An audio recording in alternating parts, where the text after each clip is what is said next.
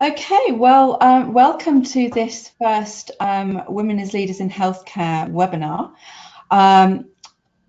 We are gathered here today, and I'm very grateful to our speakers, who I'm going to introduce in a moment, to really look at gender empowerment within the healthcare industry.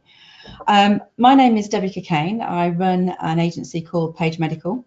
I have been in the industry for over 20 years in the pharmaceutical, and then I've had my own agency for about 10 years. I'm very passionate about gender empowerment because of the very inspirational ladies that I've met along my journey, and some of them are here today and going to be presenting. And I really want to help other people as they're starting out their journey, and maybe other people that are encountering difficulties as they go through. So this is really an opportunity for us to share our stories. We've all got very different slants on our own journeys within the industry, but hopefully you might find something of help. Please use the chat facility to give us any questions that you've got, anything that you've heard that you might want to challenge, or actually questions for our panelists. And then what we will do is we'll come to all of those at the end, and then we can discuss those as we go through. One of our panelists, Diane Ashiru, is going to be joining us, but she's going to be a little bit late. So our agenda is changing ever so slightly. So what we're going to do is, first of all, we're going to have Anja, who is going to be looking at the industry perspective with the diversity challenge within the healthcare industry. Then Rajinder is going to look at it from a community pharmacy perspective. And then Romina is going to introduce us to the Healthcare Businesswomen's Association and actually some of the great work that's being done within the industry on that side. And then we'll have Diane, who's going to very much look at it from a pharmacy perspective, and then we'll go into our panel discussion. So without further ado, I'm going to introduce and pass you over to Anja. Just get Anja's bio up here. So Anja is the International Immunology Marketing Lead for Mylan and has over 18 years experience working within the pharmaceutical industry, and is now the International Immunology Marketing Lead in Mylan for biologics. Anja decided to make a career in the pharmaceutical industry after starting out in the clinical trials department, and has worked in many different positions in sales and marketing, and is passionate about this along with launching products. Anja has been awarded and recognised multiple times for her work. So we are very grateful to have Anja joining us all the way from Finland. So this is very much an international perspective. So Anja, I'm going to hand over the presentation to yourself, and we look forward to your presentation. Oh, thank you. It's my pleasure to be here today and talk to you. So I do not have any slides, unfortunately, but I do hope that you can still hear me. So as you said, and I do have 20 years of almost experience about pharmaceutical business. I'm passionate about female leaders in this industry, and I do have some experience of my own as well. And I'm just going to tell you a couple of things, what I've learned during the years, and maybe some advices that I've had also during the years from my mentors, and maybe those will be helpful for you as well. So as mentioned, I started my career as an assistant in this industry, which is really the typical way to come along, I would say, definitely. I had always a passion that I would do international marketing. I always were quite of vocal about that as well. So just saying out loud that, you know, what is my dream and what is my goal in my career. I've been very fortunate as well that my husband has been also providing and supporting me. So he has even quit his job just to support me to do my career in international arena. So that's also something that, you know, your family is really important. So I'm really grateful for that. Also, I think this topic, like why female, I take it from the female perspective, obviously, since I'm a female, but it's not rare that in even today, the female directors and executive teams, we're just not there yet. You know, it's really rare that we get these positions in this industry. But I think there are a couple industry like and companies like Mylan, half of the board is female leaders. So that's one of the reasons why I found, for example, this company really appealing. And I think there is also a couple of reasons like why diversity is actually a good thing, not only from female perspective, but also from gender and also from ethnic perspective. So it is highly linked today, as we all know, to profitability of the business as well, and we should, take that quite seriously as well. When I think about my career, and I also mentioned that some of the solutions that I've had and the advices is that, please always have like 2 mentors in your life. Surround yourself with good leadership as well, and good companies that you have, so that those people will help you through the way to kind of develop yourself. Pharmaceutical industry is really fascinating, and I've been as long as I have been here. Obviously, that will tell you as well that why. And I would just highly recommend that, especially the marketing part, because I'm passionate about that as well. And I think there's a couple other challenging things in this diversity, and I think it's not only the healthcare, but nowadays people just probably do not want to move to the headquarters. Sometimes they are located in Europe, sometimes they are located in the US, and I have found now also that there is a pattern that companies are not requiring anymore that you need to move actually to the headquarters, so you can be located wherever you basically live, and that will also give and provide you now the opportunity to be part of international work if you want to, and that's how your talent pool is actually getting bigger and bigger, and then we as females can also have a bigger saying, because I think also some of the experiences that I've had as a mom of 2 teenagers at the moment is that you're always criticized with the work balance life. And if you are just closer to your own family, it's just easier to do this job, basically, whatever you're doing as a leader. And we all know that we get comments about being a mom and working late hours. What else could I tell? Also that I come from a small market, so I think everyone who's from Finland or Sweden or Baltics or any Belgium, like a small market, you always face that you're limited with your resources that you get from budget perspective. Is that I have actually turned that to be like a strength to myself, because obviously then you can also be really creative when you go to another role. So I think also try to find these different ways how to differentiate yourself when you want to be a female director. I would probably say that that's my advice as well. Learning different cultures has been a journey, being 20 years in this industry and working global arena. I think that's fascinating. You will never stop learning, for sure, but the sooner the better, I would definitely say. And if you just also recommend that in your own workplace, I think that will be highly appreciated from everybody's perspective as well. Also, I'm just only cautious about the time. If I still have a couple of minutes, couple of minutes to tell.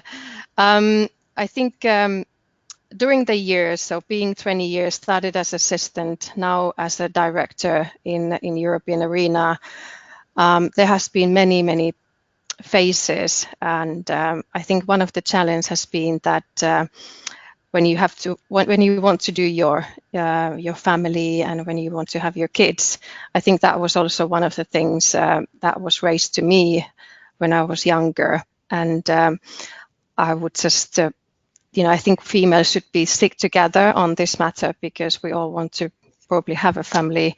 It doesn't matter if you have kids or not, but I think it's also something that we get challenged even today.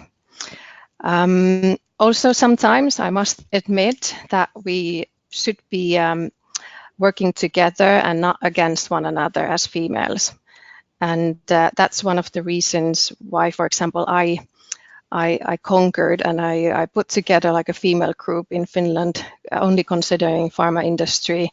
And I think we should be sharing our thoughts and ideas and how we can be better, and supporting one another. So it's not only that I wait things to happen, but I also want to be leading and having the first step sometimes. So I think just want to be inspirational for others. Just take your own career steps and make it happen.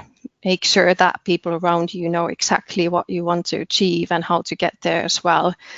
And one of the great things that I learned last week, a couple of weeks ago in another meeting like this, was that actually now the HR departments are changing their profiles for different positions, because they have realized that females tend to think that if I don't tick the box for every single quality that you need to have when to be able to apply for a job, now they are doing it in another way. And I think that's kind of fantastic.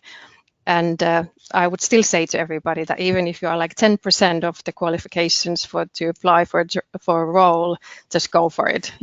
It's your dream, it's your job, and it's your fantasy. So go for it. That's what I have now, and obviously I'm all open to the questions as well, and I'm happy to talk about those. Great, thank you very much, Anja. And I think that was a really good, I think having that international flavour in terms of your global experience and the global challenges has been superb, and great to hear that you got a very supportive husband. Yeah, I'm really lucky, yeah. Okay, so I'd like to welcome Diane now. Hi, Diane. And we're going to hand over to you now for your presentation, if that's okay. And Diane is going to very much look at this from a pharmacy perspective and her own personal experiences and views around the gender barriers really in UK pharmacy. So Diane, I'm going to hand over the presentation to you. One moment. Okay, that's fine. So hopefully, can you see my PowerPoint presentation? Not just at the moment. You need to share your screen. I'm currently sharing my screen. There we go. Can yep, you see that? you can see it now. Okay. Right. So what I'm going to just very quickly share is around just thank you, Debbie, for the opportunity to do this. And actually, this has turned into I had to be reminded to get rid of my imposter syndrome when it came to this, because I said, well, who am I to be able to do this? And two ladies said, look, you can do this and just get on with it. So my name is Diane, lead pharmacist at Public Health England. I am a passionate pharmacist. I love pharmacy. It was the only thing, actually, I had two options of what I wanted to do as a youngster, and I'm so grateful I chose pharmacy. And in fact, when I went to do my work experience in a pharmacy, the pharmacist then said to me, you know what, pharmacy will be better than the other one you're thinking about because it's better for women. And at that stage, I was 18, and I thought, oh, what a male, so upset, very angry. But actually, I've been so grateful that I've joined pharmacy. What I've been able to do and the opportunities I've had has been immense. The gender aspect of it, at that point, was very much felt that as a woman, that was a better career for you. But as you go, as I'll show in the data, there are not that many women right at the top of pharmacy. But pharmacy remains a diverse profession. So this is a topic Debbie gave to me, so I'm going to go through it. I'm going to start by just sharing some research, and it's new research that has been conducted within pharmacy, and I think it's a really good one to just share so we have some stats, and then I'll go into my own experience and some of the challenges and some of what I think are solutions that are ongoing within pharmacy now. And Rajinder obviously will share more because she's also a pharmacist. So the latest research is from the University of Birmingham, and it was led by Maria Naylor, who was an undergraduate student, was supervised by Sarah Pontefract and Anna Batchelor. And what they did was to conduct a multimodal approach to research. And so and I will go through the methods shortly, but what we know is that there are 55,209 registered pharmacists in the UK, and that's 19.2% since 2011. More than 60% identify themselves as female, and 39% are male. So what they were trying to find out is actually when you categorize levels of seniority within pharmacy, where do females fit within that? So they have 3 levels, and I'll show you what those are shortly. They went through publicly available resources, their website, the board members and committee members of these pharmacy organizations, and then they request anonymized data from hospitals and community pharmacy chains. So the way this is categorized is in 3 levels. So very much for hospitals, for example, it's the newly qualified pharmacist at level 3, so the least senior. A grade band 7 is our level 2, and then 8A and above, all the way to the chief pharmacist as being the most senior. And then for pharmacy bodies such as the Royal Pharmaceutical Society, the General Pharmaceutical Council, MHRA, and PSNC, which are pharmacy bodies, it was those who were members of the board, who were making decisions, basically. The members of the board, the chief executive, and as well as the chairman. What was that? How many were females and males? And also the heads of schools and professors in academia. So when we then go into the details, when you look at universities, so looking at universities particularly, so 6 Russell Group universities, and you can see from this from the data here, we've got 61% who are females. We find that there are more female academics than male academics, but actually only 24% of professors are female. So again, right at the top, we know that, so looking at this bar graph compared to that one, we know that we don't have the same level of we don't have a balance, so to speak, when we look at the proportion of females that we have in pharmacy as a whole compared to those who are at the very at the top level, most senior level within academia. Same for pharmacy bodies. Again, so GPHC says there are so there's 61% females again, but actually within RPS, members of the board and council members, there are 40% are female. GPHC is not far off. They're 50% females and males. APS is another society, so it's Pharmaceutical Scientists Society. Again, just under 50%. In NPA, National Pharmacy Association, in 2017, there was no female on their board. That's changed now because we now have our first female on the board, and that was very much celebrated. And she has shared her journey through that at a conference during this year. And then in terms of looking at, so just if we summarize research, because I didn't want to bore you with all the data, but we just look at the data. So 60% females on a pharmacist, registered pharmacists in academia at the very top level. So the level 1, the seniority, 24% are female. In organization panels and committees, so the pharmacy bodies, about it's just less than 40% at level 1 are females. And in community pharmacy chains, 20%, approximately 20% of the most senior, so the directors are females. And in hospital, this is about 40% are grade 8 and band 8A and above who are females. So we're not, I mean, if you look at some industries, pharmacy is fairly well diverse, and we do have females at the most senior level, which is great and important that we celebrate this. There are some challenges, so that's the overall data. There are some challenges women being part of the level 1 group, so to speak. And some of this has already been highlighted by Anja. I was smiling as you were talking, because actually some of what you said are also on my slides, so it's really good reinforces. It's around hesitation and sometimes lack of confidence in applying for roles. I've certainly felt this. I look at a role and I'm thinking, And literally that's what I say to myself, and then I no, let's just close it. But actually I've challenged myself over time. I'm very happy in my role right now, so actually not looking for opportunities. But even when you should always think about the next level, and I do that because I need to see where the gaps in my knowledge are.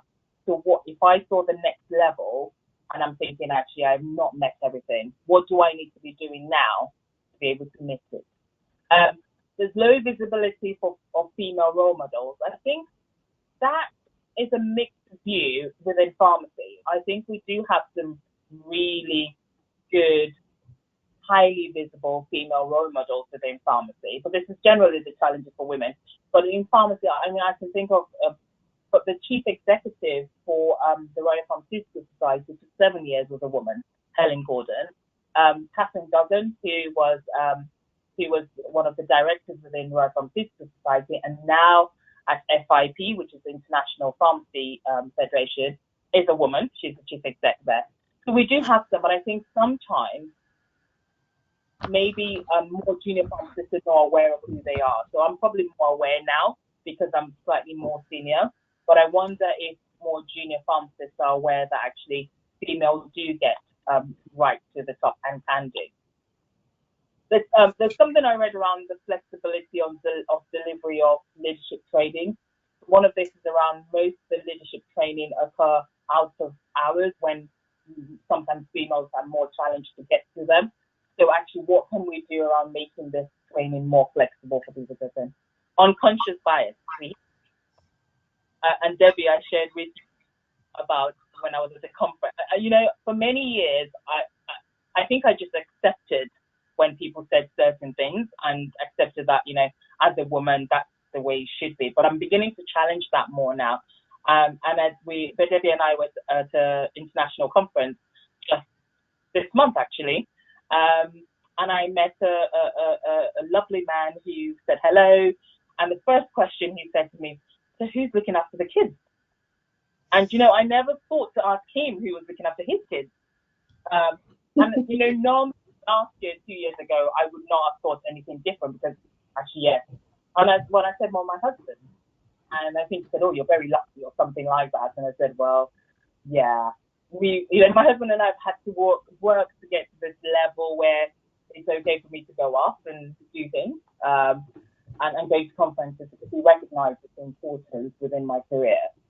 But I often say to him, when you have to go to a conference, you don't have to think about what happens with the children. It's just, I'm going to the conference. But before I accept any invitations, I have to think, what's going to happen to the children? How are they going to get to school? So many things that we have to think about. But, we are where we are. We can celebrate the diversity. We can celebrate these challenges. We can either moan about it or we can just get on with it. And I've chosen to just get on with it for now. I do need to highlight, though, that women who are of the Black and minority ethnic groups sometimes face extra hurdles. So I think sometimes we need to think about this as a whole in terms of just diversity. I don't plan to go into those details now, but what I do think is it's really good when on panels, the panels are truly diverse. They're diverse for male and female. They're diverse in terms of ethnicity because that's helping the visibility. I think very recently I challenged, and I think it's sometimes also being confident to challenge. And I never used to be good at this until I saw some colleagues in other professions start to openly challenge or at least highlight some of these things. There was a panel put together, or there was a newspaper article on a panel, and it was all females, which is fine, because it was all about women, but there was no diversity at all. And considering how diverse pharmacy was, I was surprised to see this. And I said, I'm not putting myself forward, that's not the point, but did you realize that everyone on this panel, there's no diversity on your panel? And actually they hadn't realized.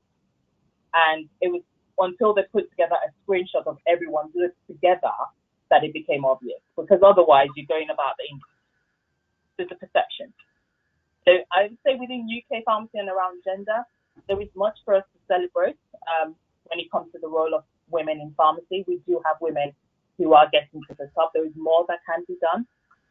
Data from hospital pharmacy especially shows that women are progressing in their careers and attaining senior positions. There are still challenges, but I think we should showcase this more, celebrate pharmacy as a diverse and inclusive profession, whilst recognizing that there is more for us to do and reflect this diversity in senior roles. I think Anja briefly talked about groups and having supportive groups. And I think, I liked what you said around don't just wait to join one, create one. But there are groups within pharmacy now to help. There's Women in Pharmacy Facebook group, and within 6 days of its opening, they had 6,000 members. It just showed how much of I think it was the first time that there was such a group within pharmacy, and literally within 6 days there were 6,000 members. And now we've got to 7,000 members in less than a year. Some groups just don't get this in 2-3 years. There is also the National Association of Women Pharmacists that has been around for a while as well, which is again promoting the role of women within pharmacy. I like what the Women in Pharmacy Facebook says. It says, we're not anti-men. They have their strengths, and actually my mentors have been men, and I think that's really important. There are men who actively promote and promote diversity and promote that the gender balance on what they do and challenge when it's not there. But there is importance of us having support for pharmacists and pharmacy technicians as well. The group also has a mentoring program specifically for that, so that's a really good opportunity. I think Anja talked about having mentors, so there's an opportunity. I used to think I needed to have a woman as a mentor, and they needed to have children because they would understand me more. But actually, I think any mentor who can support you and understand and challenge you is a positive thing to have. There have also been a number of events to support women in pharmacy. So there was the Women in Leadership Conference just in June this year. And then at the national, a huge pharmacy show, which is a huge conference, there was a specific panel at the keynote theatre around women in pharmacy, again, discussing the challenges, but also celebrating, because all these ladies are very senior ladies within pharmacy. They're within the level 1 as we speak. So Soren is a member of the RPS board. Rina is the first woman on the National Pharmacy Association, the only woman. Olutayo has won several awards, and we also have Claire Ward, who's the director within PDA, and obviously the National Association of Women Pharmacists as well, and the chief exec member on there. So Anja said something about, you can create something. So about 2-3 years ago, I just thought, I need more support. This is when I was beginning to think I need to lean out. I use Lean Out because I've read the Lean In book by Sheryl Sandberg. I recommend that said one. And I was getting tired, and I was thinking, what next? And it was the challenge of being a mom, having young children, and being in a senior position, and thinking, how am I going to make this work? So, and then I was lucky because I could find one woman who, because I work in a national organization as well, I think I have slightly more challenges in a way, not that I'm any special, but there's just a little bit more that I need to consider and in how I speak and who I can speak to. But luckily I could find one other lady, or there are several, but I could find one other lady who's in a national organization. And she was an amazing mentor through that time. I highly recommend Twitter. I stalk people on Twitter. I have what I call my remote mentors on Twitter. So these are amazing women and who may never know me, but I follow them.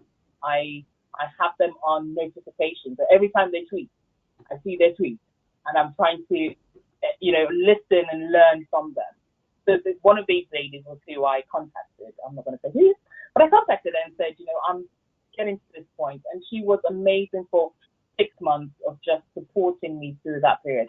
And I would say she was quite critical to me not leaning out and leaving where I was. So anyway, so by 2017, International Women's Day, I decided that it was time to provide that support broadly. And I started a webinar on just purely on that day. And this was the first one. And it was amazing how much women are willing to support others. Because they're all my friends on Twitter. And I literally sent them a direct message and said, by the way, next week is International Women's Day. I would like to host a webinar. Would you be interested? I was convinced all of them would say no. And all these ladies, I think there was 12, 13 of them, all said yes. And I was like, oh, so I'm going to have to do this now. And so I know I have pharmacy technicians who are national organizations. Catherine Duggan there, who's now FIP president, chief exec. Helen Duggan was the chief exec for RPS at that time. Goldroot is a colleague of mine at Public Health England. And so we then had this panel of just discussing, and we had academics as well, just discussing the challenges. It was very informal, but I did that. And then the second year, I also hosted another one, a smaller panel this time, again, because I left for the last minute. But again, different panel of women willing to support. So there are, all I'm trying to say is that there are opportunities for women to be supported. And I like what Anja said, if you can't find a supportive system, try and create one. And I only run these once a year. That's all I can do. But I found it valuable to just hear and to share experience with these ladies. So my final slide, my personal reflections and conclusions. I think we need to look out for each other and support each other. Sharing stories and journeys is really important. And that's what I wanted from those webinars, was about people sharing their stories. So I think the last year we asked questions like, what books would you recommend, or what books have you read? So very personal journeys, which I think will help others. I often say to people, I don't want to get into the politics of gender balance or ethnic minority challenge. I just want, what can we do to move forward? I think it's important that women know their legal rights. There have been several challenges, especially when people are going on maternity leave. Create or join the supportive network. And my personal belief is that we should embrace, celebrate, and promote diversity. And I'll stop now. I don't know how much time I had, but fantastic. You are right on cue, Diane, and that's amazing. Thank you so much for your presentation. And I have to say, you are one of my inspirational women as I've gone through my journey in terms of what you've done and the challenges that you've overcome. So thank you for helping me really with my own career. So and thank you so much for your presentation today. What Debbie hasn't said to you is that I always say to her, amazing how she's got through and her children are okay. So I always say that hopefully that means mine will be as well. That's one of my things at the back of my mind after that work. You always worry when you see others who have mums dedicated purely to them, but her children are doing amazingly well. So thank you, Debbie. Brilliant. Okay, right. So what we're going to do now is move on to Rajinder Bains, who is the Director of Pharma Mastery, author, event speaker, podcast host, entrepreneur and business coach. So welcome, Rajinder. Really, really pleased to have you here. And I am going to hand control over to you for your presentation. Thank you.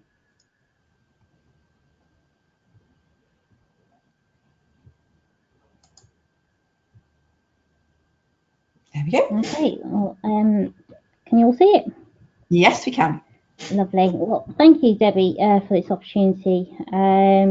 It's been a roller coaster journey, and people that either follow me or have heard any of my podcasts, they can very much hear and understand the journey that I've gone through and why I'm quite vocal about it, because there are many aspects of it where I could have just stopped. I could have stopped at any point. And I have people reaching out to me on social media and asking me what keeps me going, why do I do what I do?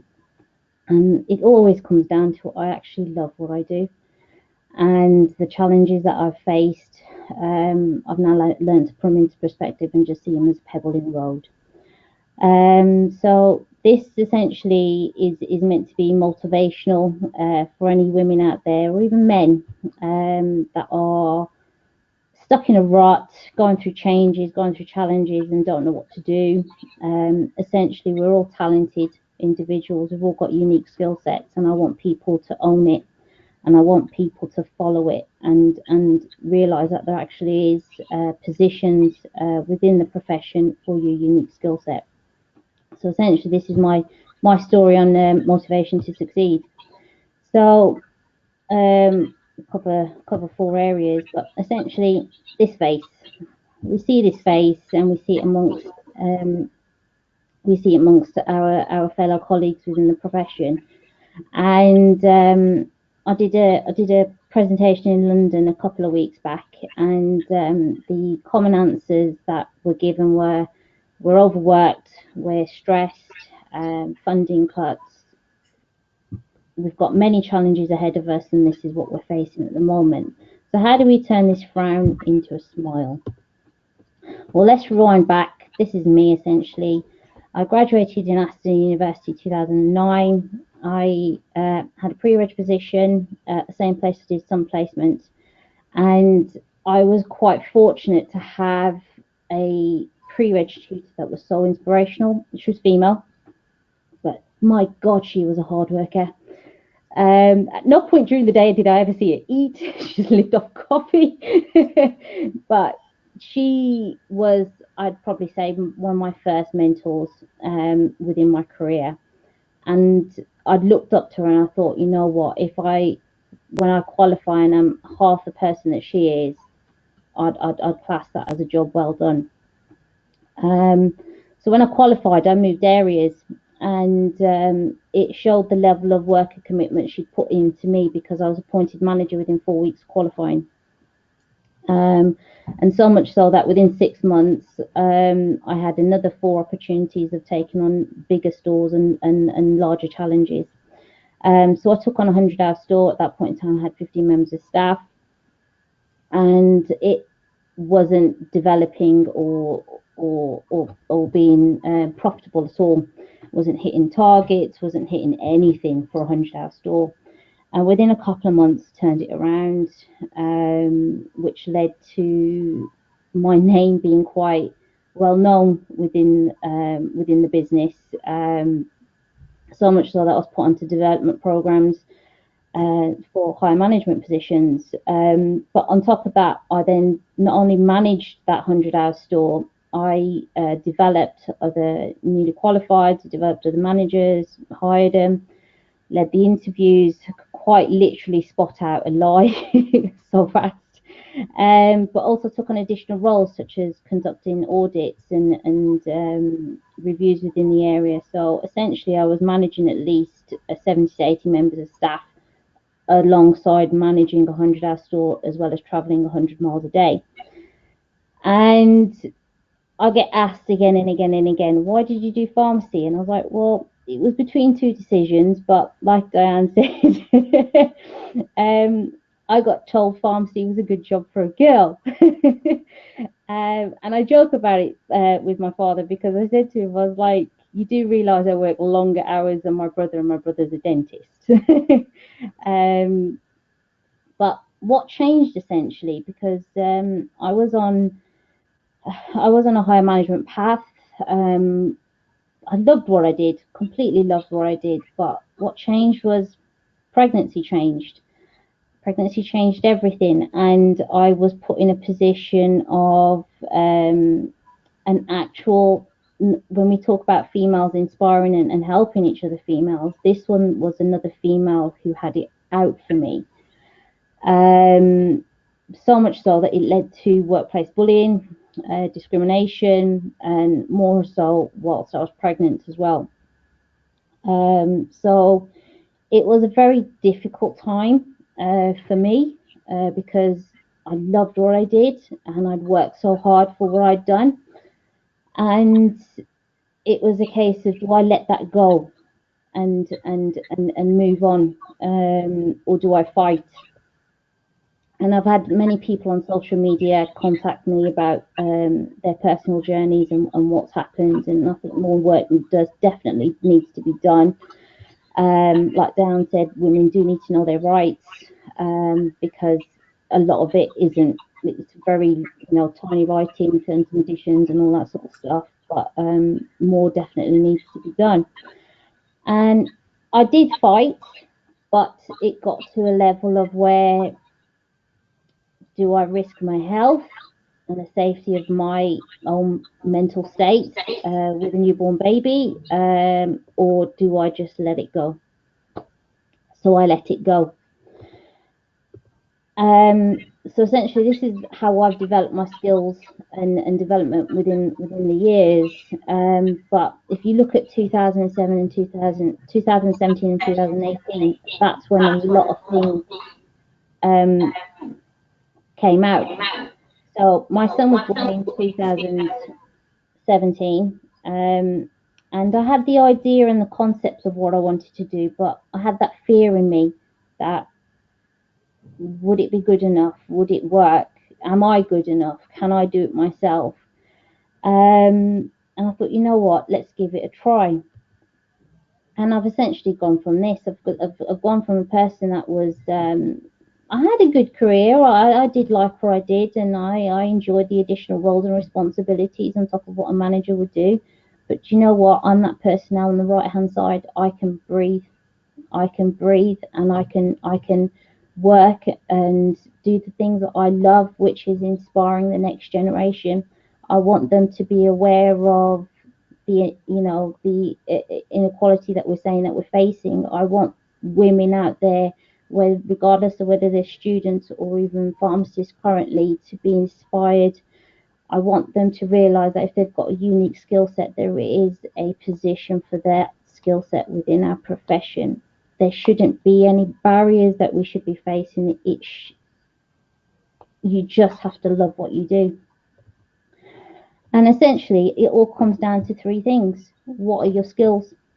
What could you change it and innovate or essentially do something new? And how could it work for the future, especially for the future of our profession?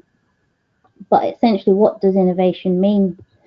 Innovation essentially is what I'd class it is three areas. It could be an idea, whether it's developing a service or a value. It's thinking outside the box. It doesn't need to be reinventing the wheel.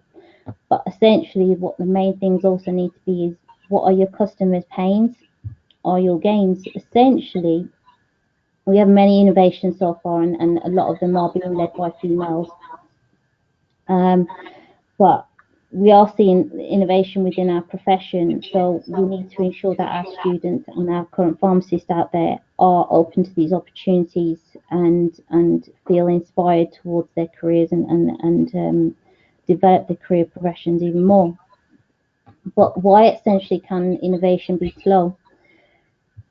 The scale to the left is what people generally deter from, which is an awesome life, because an entrepreneurial life is very uncomfortable because it's unknown.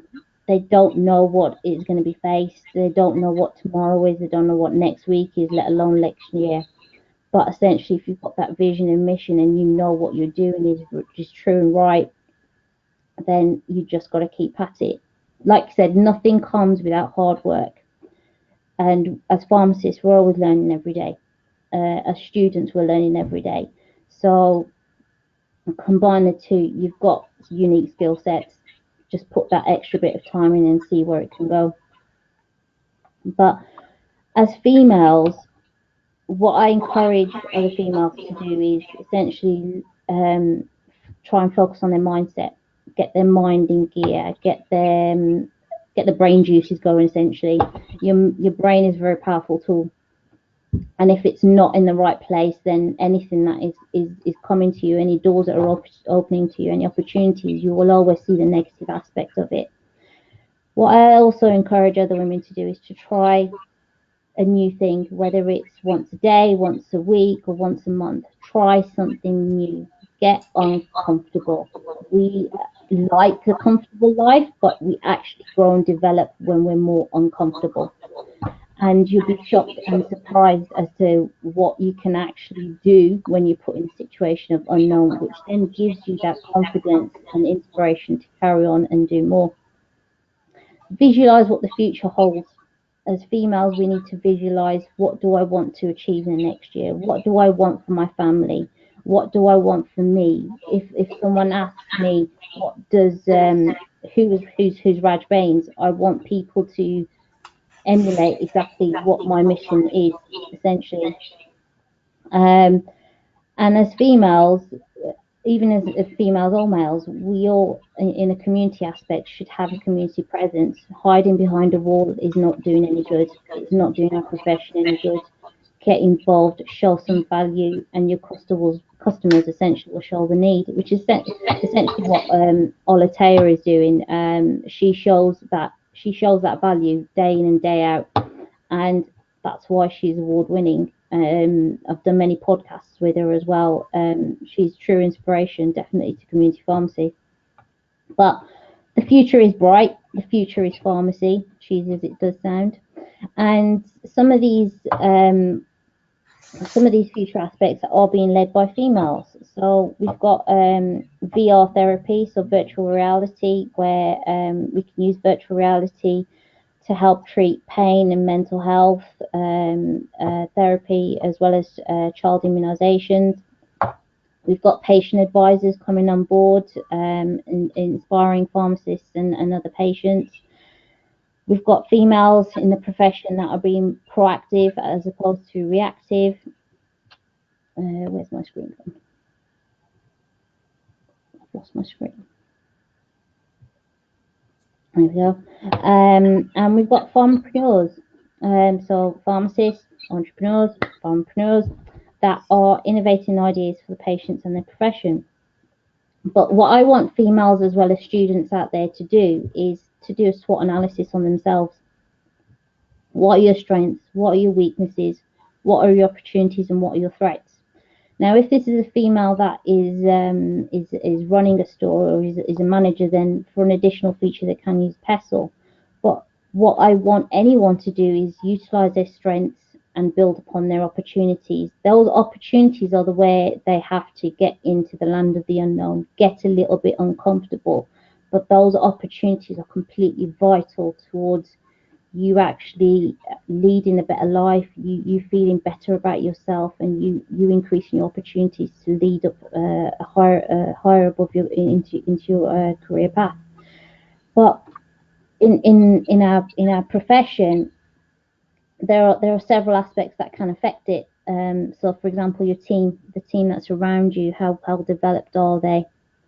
How much do you understand about data? A lot of things these days are going data as well as digital. But if you've got an idea, test it. No harm in testing it. Without testing it, you ain't ever going to know whether it's working or not.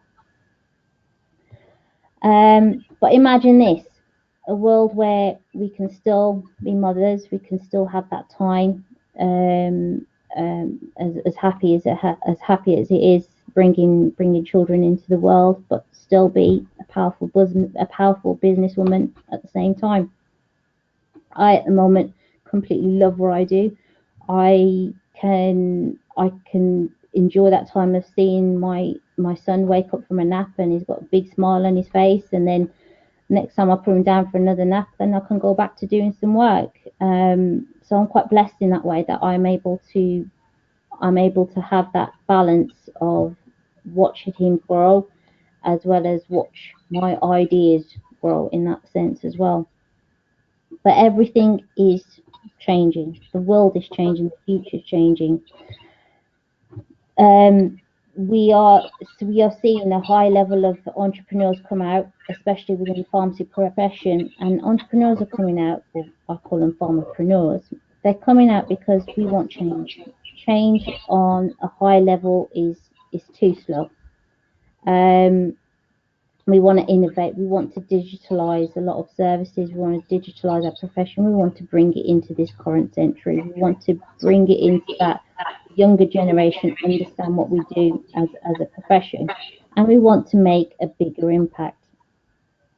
So what I devised and developed were essentially the ideas and things that I love. My passion essentially is student development. I had an apprenticeship style position developed when I was a manager, and it just highlighted to me that the bridge between education and reality of what students are facing is not there. They are lacking in key skills and competencies in certain areas that are impacting upon them getting the right opportunity. So that's how I came about Farm Mastery. I started off podcasting as a bit of a laugh, just because we had the RPS elections earlier on in the year, and I was like, why should I vote for people I don't know?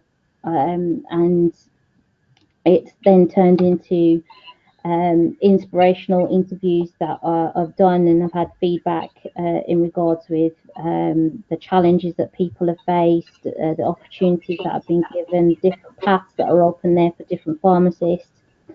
And then I launched Pharma Ally about 2 months ago.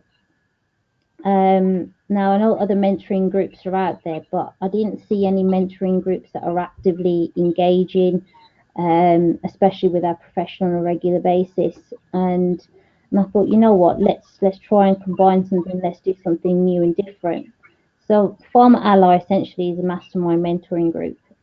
It's a free program, and on there you've got pharmacists in there that have made something out of their careers essentially, and want to give back to whether it's students or graduates on help or advice on how to develop their careers within the profession. But what's different about this mentoring program is that I devised a workbook essentially that helps identify any key skills or areas that either student or graduate is struggling in, and they then touch base with their mentor once a month for at least 30 to 45 minutes, and they work through any issues or any tasks that were assigned to them. And the whole point of this is to open their eyes and to help them open many doors into different avenues within our profession. So Farm Mastery essentially was re-engineering, reigniting passion to be unique. We're all different. We all learn in different ways. So teaching someone the same way doesn't give you different results. We have to teach in different ways in order to see a difference. So it bridges the gap between education and experience, and it covers the full 5 years as well as pre-reg. What I'm also trying to do is develop mastery for our current pharmacists that are out there. So business consultancy, mock inspections, and business coaching them to a high performance.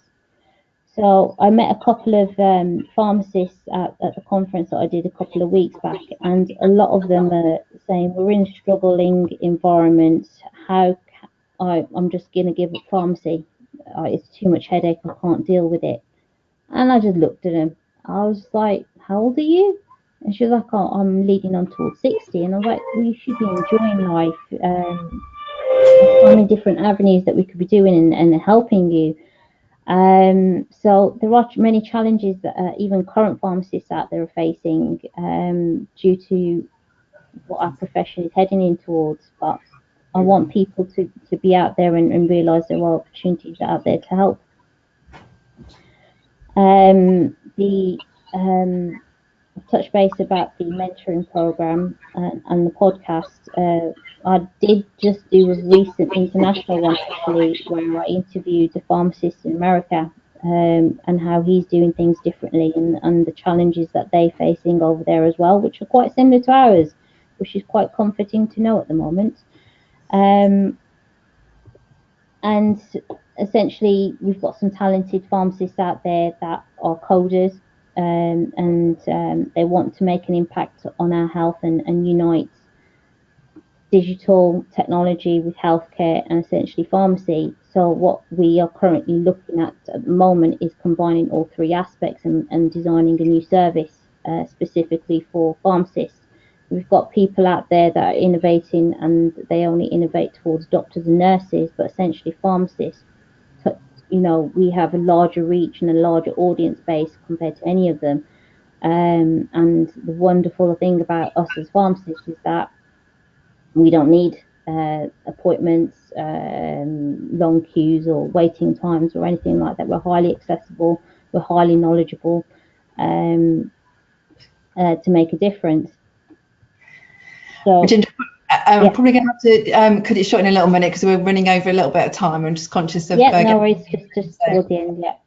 So essentially what I want people to understand is what impact can you make, regardless of whether you're a female, you're a male, or a student. I want you to think about the future and to think about how do you want to be remembered So encouraging other women to think about their own futures and decide upon what impact do you want to have left on your name within the profession. Thank you. Fantastic, and what a great note to end on, Rajinder, and what a fantastic presentation. And hopefully anyone that's listening and watching this is looking that maybe, as you say, are facing an obstacle and don't know what to do with their career in pharmacy. You've certainly highlighted many different areas that they could be looking into, and obviously coming to your network for support. So that's great. So thank you very much indeed.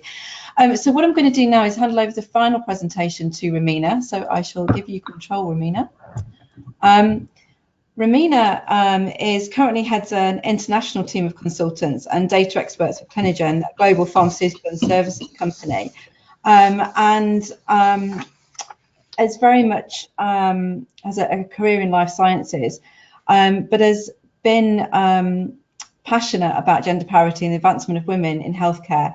And are the reasons why she joined the Healthcare Business Women's Association 3 years ago and started volunteering in 2017. And she is currently the Vice President of the London chapter and a mentor. I have had personal exposure to this group, and fantastically, I think in its early days in the UK, but has got fantastic ideas and a fantastic group of people that are leading it. So Romina, I'll hand over to you and to take you through the HBA. And I think your title says it all. Why should you care?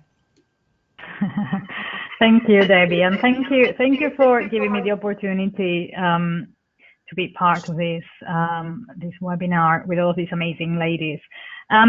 So I'd like to talk about the HBA, the Healthcare Business Women Association, which is something I care deeply about. And through these next slides, I'll talk a little bit about the mission of this network, but also about why it's important and why we're hoping that you would join us.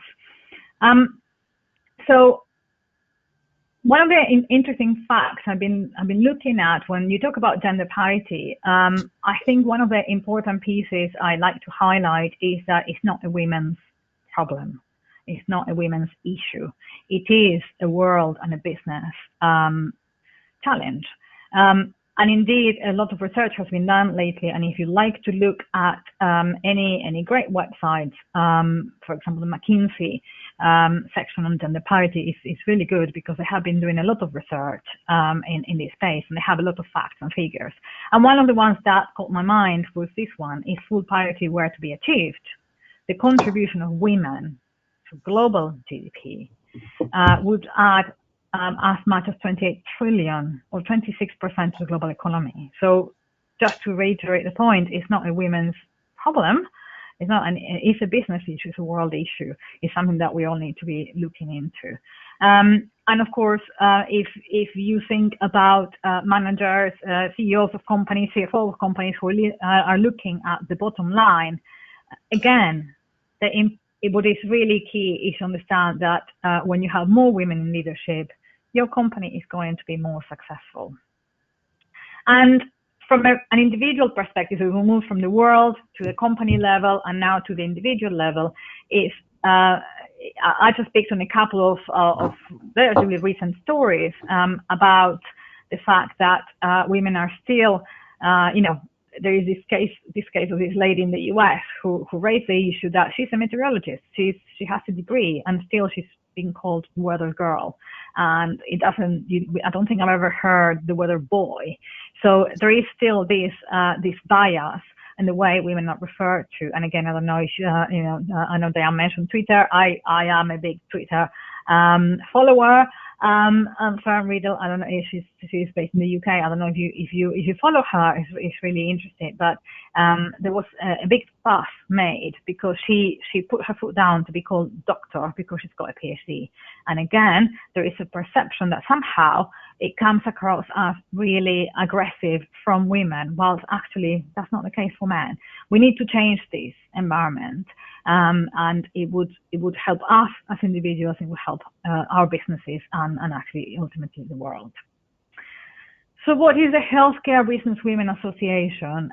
It is a non-for-profit organization. It was founded about 40 years ago, and the world was quite different. I had the honor to meet one of the ladies who founded, to talk to her, and it was a very different world, but still the challenges are relatively similar. So what we are trying to achieve is achieve gender parity, support women in their career, and so that they can achieve their full potential, but also so that organizations are a much better place to work, essentially. And when we talk about Business Women Association, we're not excluding men. We have a lot of men who are members. And going back to the points that were made earlier, men are allies. Having a more flexible environment, having a gender parity helps men as well, because we all want the same thing. We all want flexibility. We all want work-life balance. It's not just women who would like to have that.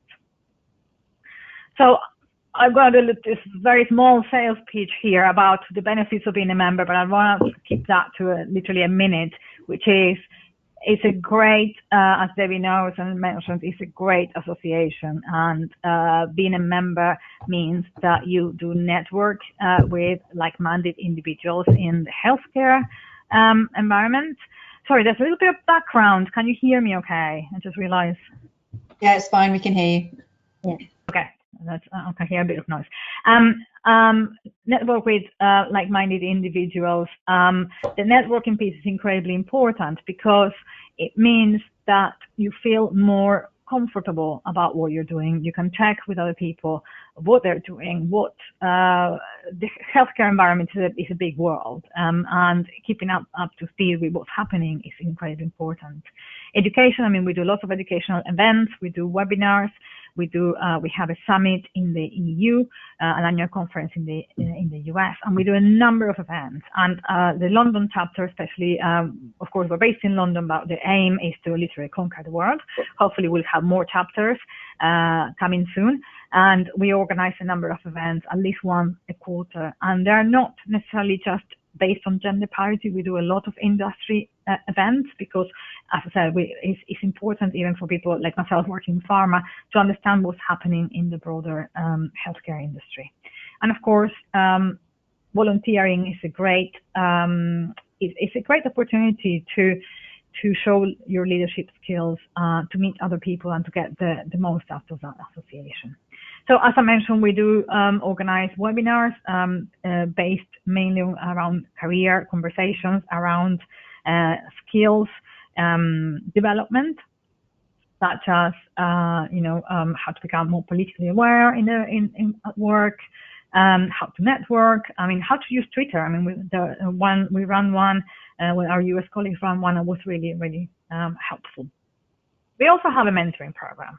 And I feel very strongly about this because I was a mentee at one point and a mentor on the second year of being a mentor for this group. And it's incredibly rewarding. Going back to what Raj said, it's time for me to give back. It's time for me to think about how can I help other women progress. And it's really useful because it's across Europe. So my mentee last year was based in France, for example, and it gives you another perspective about what's happening out there. And of course, volunteering opportunities. I am a volunteer. I've been doing this for a long time now, and it's incredibly rewarding. As I said, great to give back, but also it's good for me to learn new skills, essentially.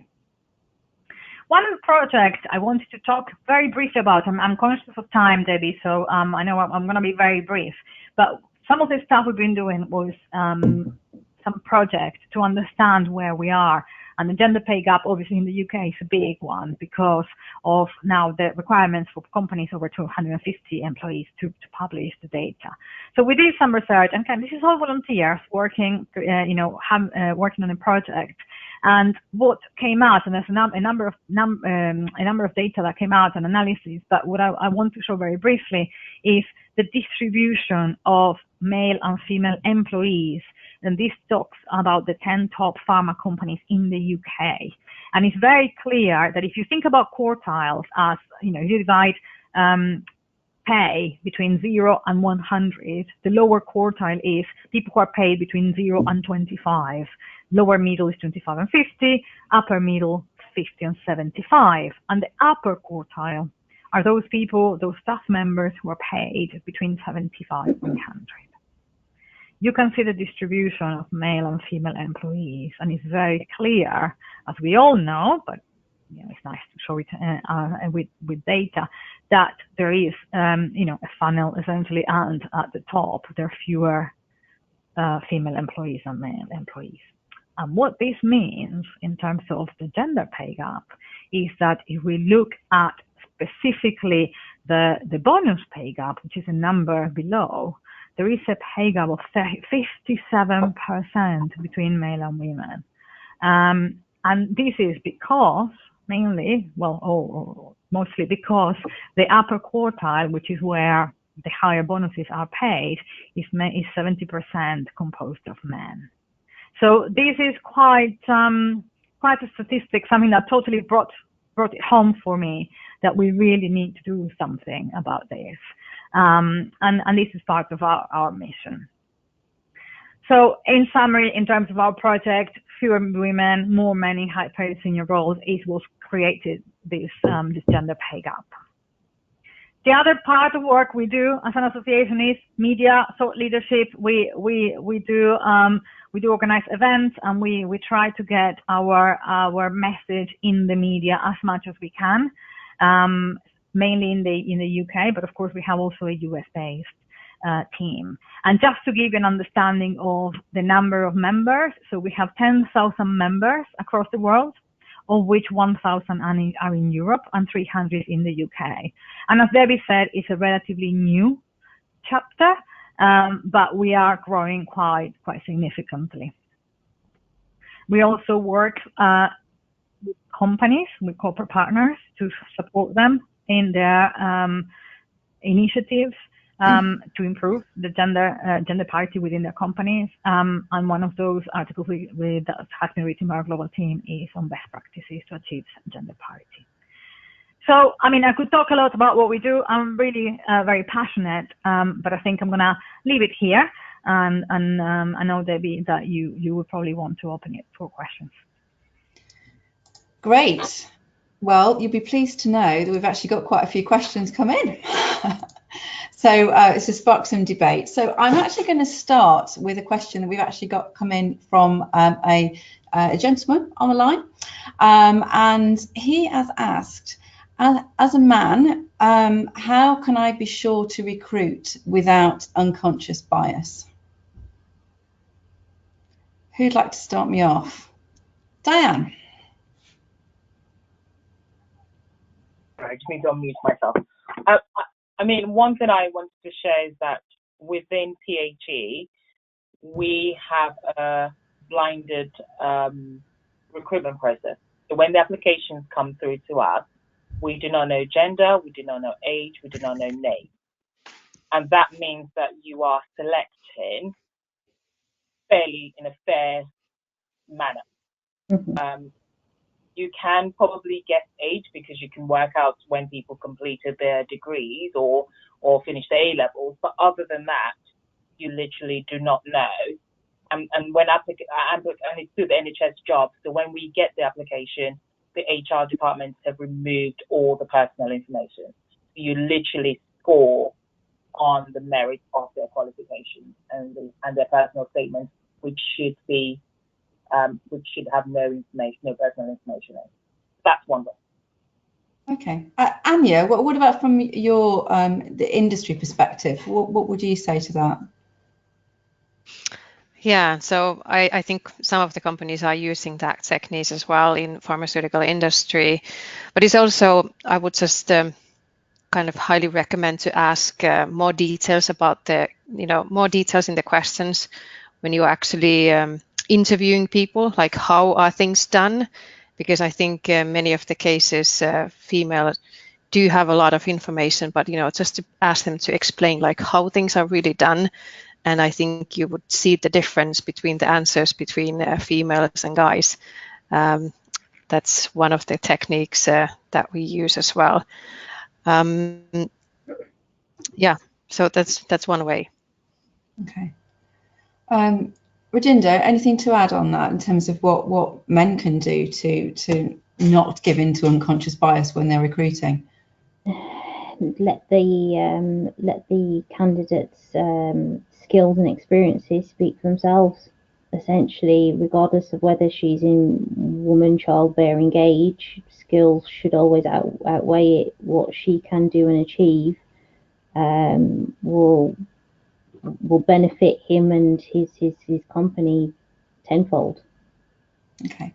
And Romina, from the men that we've got involved in the HBA, do you think there's anything there that they've come forward with in terms of initiatives that they're doing in their own organisations to encourage gender diversity in recruitment? I mean, I've heard an initiative similar to Diane's. I've heard a number of different possibilities. One is essentially to insist, especially to recruiting agencies, to have a pool close to 50-50. And sometimes they will say, no, we don't have enough females. Well, actually, then let's look again at how that advert has been written. So there are some words that attract men a lot more than women. And one of those, for example, that has been proven is gravitas. Tends to attract men to apply, while women feel, oh no, they don't have gravitas. So it's trying to also make, get to the root cause, which is, okay, why are women not applying for these positions if that's the case? Blinding, absolutely. I think that's a great initiative. And as I say, insisting that it needs to be a kind of a 50% female pool, be really, really, really key, or at least try to get as close as possible to that. Okay, great. And another question is, what do you think that employers can do to prevent the fact that women have time out to have children? How can they prevent that impacting on women's careers? In what aspect? It impacts it in different ways. I guess, I guess we've all experienced, I think one of the things that resonates with me, and something that some of you already talked about, is actually challenging back. I know that in my own career, when I came back off maternity leave, I was told I had to come back and go on a training course when I was breastfeeding my child, and was told that I would have to stop doing that to go on a training course. Now, that wouldn't happen now, I'd hope. But actually, I think it's challenging back, and as a woman that actually wants to pursue your own career, have that confidence to say, no, I am good and valuable to your organisation, and this is not acceptable. You may to handle unplanned. You can't really gauge it, but when it does happen, you've just got to start being proactive on it, and they themselves should start forward planning. Well, who's going to step in? Should we bring them in a bit earlier? Should we do a part partnership so they understand how the store works? You then yourself feel a little bit relaxed. And then when it comes back to coming into work, it's a case of using your working in days, whatever they're called, to come back in and touch base. But essentially, if there's something that you don't agree with, like you said, Diane, you should challenge it. Okay. Anybody else got any thoughts on that? I fully agree that you need to have a really good HR plan, basically, so that you cover your employees and you think about that in advance, that you actually have people to do and cover your job. So I just, even today, I do find, companies that they do not have these plans in place, and obviously that then hurts the company. Mm-hmm. We've got a question here specifically, I think, from Romina about the HBA. And the question is, the HBA sounds great. How can you help me in the NHS when I find it very difficult to get study leave or any time off from my job?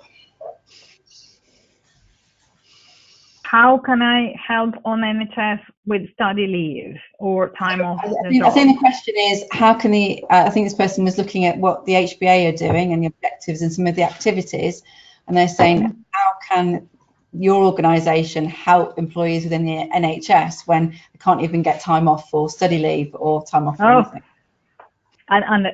Sorry, I understand that. I mean, again, it's one of the things we encourage people to do, for example, in terms of becoming members, is to have their line managers backing. So one of the things I've done, for example, personally, is include, I mean, assuming that NHS employees have personal development plans or they have appraisals with objectives. As part of one of my objectives, I included increasing my network, and I included developing some leadership skills and using the HBA to achieve those objectives. And therefore, it means that your line manager has a vested interest in allowing you to be part of such a network, on giving you potentially time off to do some training, because essentially it is free for them. They're not paying for the training. We are doing that separately. They're allowing you to increase your network, and again, in a very easy, relatively inexpensive way. So it's having that backing. So we encourage men and women to think about their careers, to take ownership of their careers in terms of how they're going to develop themselves and what tools they can use. And the HBA is one possibility. It's not the only one. I mean, we've heard about different associations, in different environments that can help with those. But I always don't just go and do that on your own. If you can have the backing of your company, that has a lot more weight. Brilliant. Thank you very much. Now I'm conscious of time. Diane. I was just going to say, as a woman who is, I guess, in the NHS and the public sector, sometimes we feel that what would we gain from such associations? But one thing I have gained by joining such, and for me it was Women in the City, was, and I had to do it in my own time, in lunchtime, so there is a bit of we need to do things in our own time, was the exposure and suddenly realising that actually things can be done differently. And I think we shouldn't limit ourselves to core NHS type organizations, but actually looking beyond that. So when Romina was talking initially and you started, I was thinking women in healthcare business. I was like thinking, I'm not in that, so actually it may not be for me. But as you spoke more, I was realizing that actually there was so much that I could gain from the organization in different skills, and it's that exposure and learning different skills. I say some of the skills I've used within my role have been skills I gained outside of pharmacy. So being able to run a national campaign was gained from outside of pharmacy, and it's been open to and finding access to such organizations such as healthcare, women in healthcare business, that helps you to do that. Brilliant. Okay, fantastic. So I couldn't have put it any better. Thank you. Right, ladies, I've got one final question for all of you then. And I'm going to come to each of you in turn. And the question is, what can we do to encourage schoolgirls to pursue a career in science? And if you were talking to a young teenage girl now, would you encourage her to pursue your particular career? So, Anja, let's come to you first. Yeah, I think I actually had that discussion with my own teenager at home. So I encourage her to do exactly what we have been discussing here as well. You know, do what you think and, you know, what you love the most, and just giving them examples like, you know, you don't need to know immediately like what you want to do, but just go for the passion that you have. And if it is marketing, that's one way. If it's pharmacist, so we do have a lot of pharmacists, by the way, and I'm not here to recruit anyone, but we do have a lot. And I would just say that it's a great place to be. I would just say that. Okay. Rajinder, what about yourself? Well, science is a broad area, so getting any form of experience or reaching out to any mentors within that profession and gauging interest as to what it actually involves. But learning new things along the way definitely helps. Putting yourselves in different situations helps you unravel as a youngster what you can and can't do. not exactly can't, but what you don't like. And you should always do something that you love. And you'll start to develop skills. And if you do have mentors earlier on, they'll be able to see things that you don't.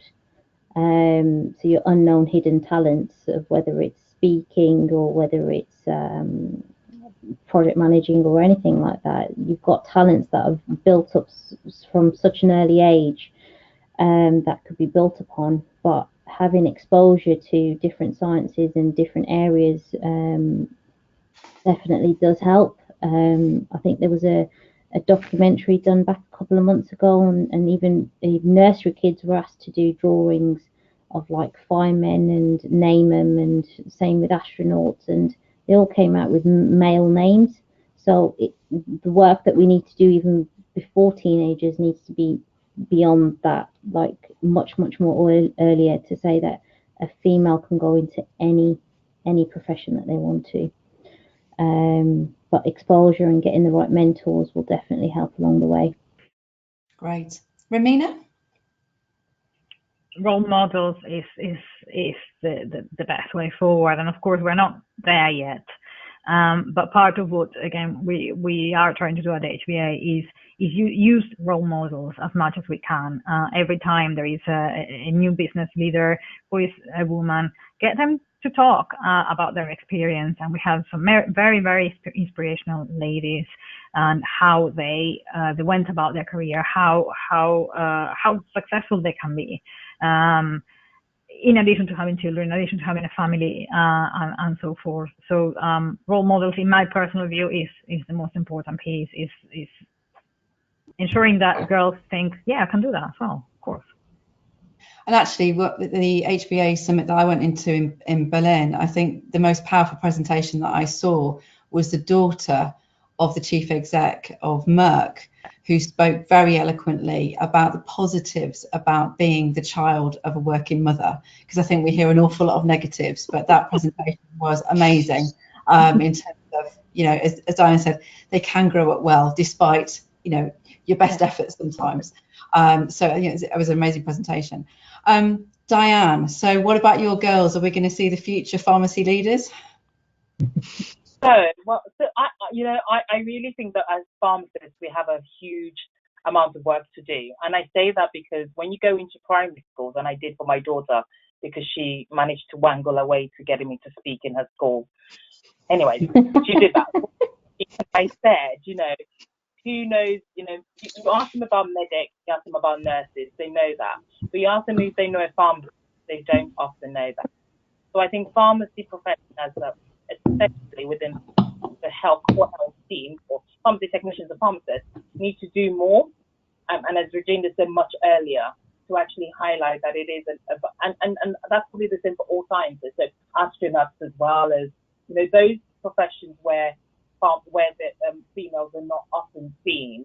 So there's something around us going out there into schools and actually promoting the sciences and promoting women. I think there's significant amount of work being done from STEM in general at the moment.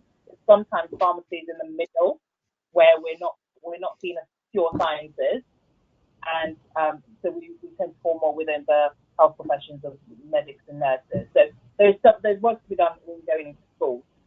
I would definitely, completely, utterly recommend pharmacy to anyone. So I have got cousins who are becoming pharmacists, and because of me, but I am absolutely passionate about the profession. I just love it.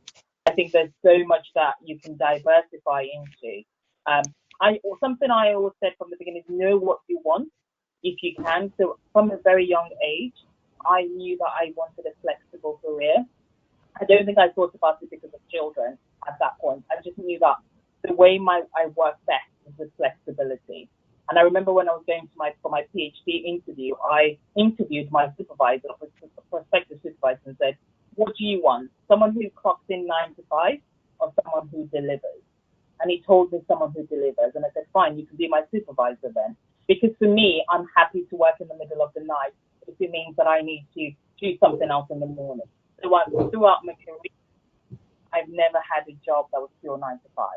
Just because. And so I think people or young people knowing what they want and trying to carve that way is important as well. But yes, I would definitely recommend pharmacy, and I would say that we need to start early in role modeling and showing that actually there are different opportunities out there for females and males.